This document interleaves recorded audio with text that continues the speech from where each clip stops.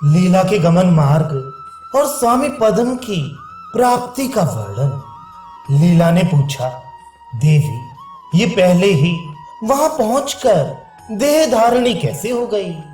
इसके मेरे सपत्नी भाव को प्राप्त होने में क्या कारण है? तथा राजा पद्म के उस उत्तम राजमहल के जो निवासी हैं, वे इसे किस रूप में दिखती हैं और इसे क्या कहते हैं? यह सब मुझे संक्षेप में बतलाइए। श्री देवी जी ने कहा, लीले तुमने मुझसे जैसा प्रश्न किया है तदनुसार मैं सारी घटना तुमसे संक्षेप में वर्णन करती हूँ। सुनो, ये दूसरी लीला के रूप में वर्तमान तुम्हारा ही वृतांत है, जो तुम्हारी शंकाओं का निर्णायक है। इससे मरण, परलोक गमन आदि भी जिनका प्रत्यक्षीकरण होना कठिन है, तुम्हारे दृष्टिगोचर हो जाएंगे। यह जो नगर आदि रूप से दृष्टिगोचर होने वाला जगत में भ्रम है, उस अत्यंत विस्तृत भ्रम को तुम्हारा पति ये राजा पद्म उसी शवयुक्त ग्रह में देखता है। यहाँ तक कि ये सामने घटित हुआ युद्ध भ्रम युद्ध है। ये लीला भी भ्रांति स्वरूप ही है। ये जन समुदाय जन्मादि रहित आत्मा है। यहाँ की मृत्यु भी भ्रांति से ही दिख पड़ती है। इस प्रकार यह संसार भ्रमात्मक है। इसी भ्रम क्रम से लीला इस राजा पद्म के प्रेयसी भार्या हुई है। वरारोही तुम और ये दोनों सुंदरियां भी स्वप्न मात्र ही हो। जिस प्रकार इस राजा की तुम दोनों सुंदरी प्रियतमाएं स्वप्न मात्र हो, उसी तरह तुम दोनों का पति ये राजा और स्वयं मैं भी स्वप्न मात्र ही हूं। इसी तरह जगत की ये सारी शोभा भी भ्रम पूर्ण ही है और यहाँ का दृश्य वर्ग भ्रम मात्र कहा जाता है। इसी तरह यह लीला, तुम, ये संसार स्थिति, ये राजा पद्म और मैं, ये सबके सब परमात्मा के सर्वव्यापक होने के कारण उसी परमात्मा में सत्य रूप से स्थित हैं। अतः महाचिदघन की स्थिति के सर्वात्मक होने के कारण ये राजा आदि और हम लोग यहाँ परस्पर एक दूसरे के द्वारा प्रेरित होने के कारण इस रूप में परिणित हो गए हैं। जब इस लीला के लिए पद्म की मनोवासना जागृत हुई, उसी समय ये तुम्हारे सरीखे आकार प्रकार धारण करके चैतन्य रूप चमत्कार में प्रकट हो गई। तथा तुम्हारे पतिदेव ने अपनी मृत्यु के अनंतर शीघ्र ही इसे अपने सामने उपस्थित देखा, क्योंकि जिस समय चित्त वासना अभ्यास वश आदि भौतिक पदार्थों का स्वयं अनुभव करता है, उस समय उस अनुभव के कारण उसे दृश्य वर्ग सत्य सा प्रतीत होता है।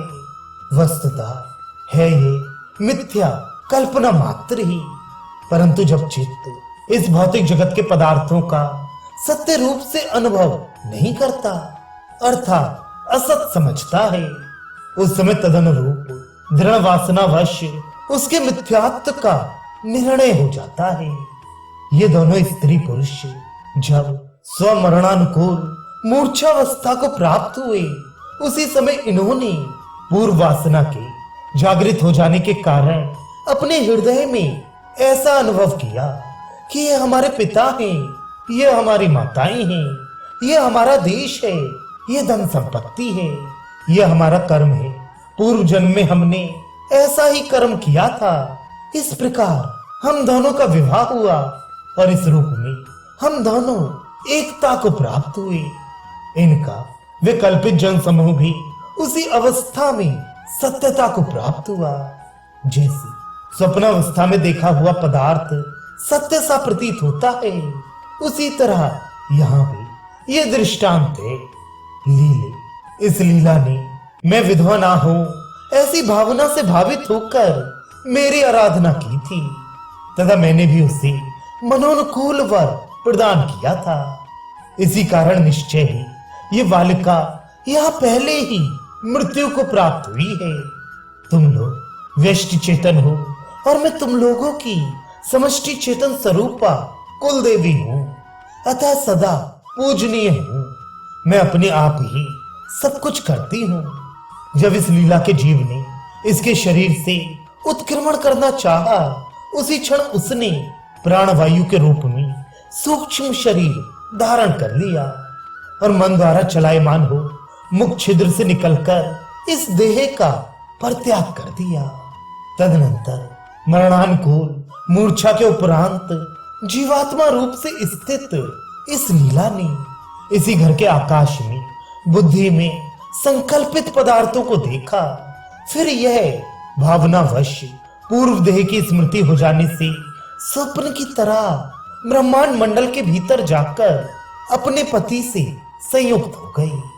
श्री वशिष्ठ जी कहते हैं, राघव, तदनंतर यह लीला जिसे सरस्वती द्वारा वर उपलब्ध हो चुका था, इसी वासना में शरीर से अपने पति राजा पद्म से मिलने के लिए आकाश मार्ग से ऊपर के लोकों में जाने को उद्यत हुई। उस समय पति मिलन के सुख का विचार करके ये प्रबल प्रेम भाव से संयुक्त हो आनंद पूर्वक उड़ चली। वहां पहुंचकर इसे इसकी प्यारी कुमारी कन्या, जिसे सरस्वती देवी ने ही वहां भेजा था, प्राप्त हुई। मानो वह लीला के संकल्प रूपी महान दर्पण से निकलकर आगे खड़ी हो गई हो। कुमारी ने कहा, सरस्वती देवी की सहेली, तुम्हारा स्वागत है। मैं तुम्हारी कन्या हूं। सुंदरी, तुम्हारी ही प्रतीक्षा करती हुई मैं यहाँ आकाश मार्ग में खड़ी हूं। तब लीला ने कहा, कमल नयनी देवी, तुम मुझे स्वामी के समीप ले चलो। श्री वशिष्ठ जी कहते हैं, रघुनंदन, तब वे कुमारी, माता, आओ, हम दोनों वहीं चल रही हैं। यूं कहकर लीला के आगे होकर आकाश में मार्ग प्रदर्शन करने लगी। तत्पश्चात वह लीला उसके पीछे पीछे प्रस्थित हुई। आगे बढ़ने पर वे मेघ मार्ग को लांघकर वायु मार्ग में प्रविष्ट हुई। फिर वहां से चलकर सूर्य मार्ग से निकलती हुई नक्षत्र मार्ग में गई। उसे भी पार करके ब्रह्मांड कपाल में जा पहुंची।